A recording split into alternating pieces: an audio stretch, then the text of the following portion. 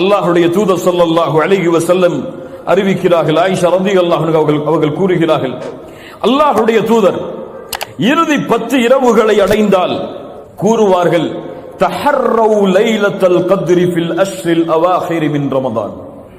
லைலத்துல் கத்ருடைய இரவை ரமதானுடைய இறுதி 10 நாட்களில் தேடிக்கொள்ளுங்கள். நபி மிஸ்கீன், நாம் எல்லாம் ஏழைகள், அவ்வளவு எம்மால் தியாகத்தை செய்வதற்கு முடியாது.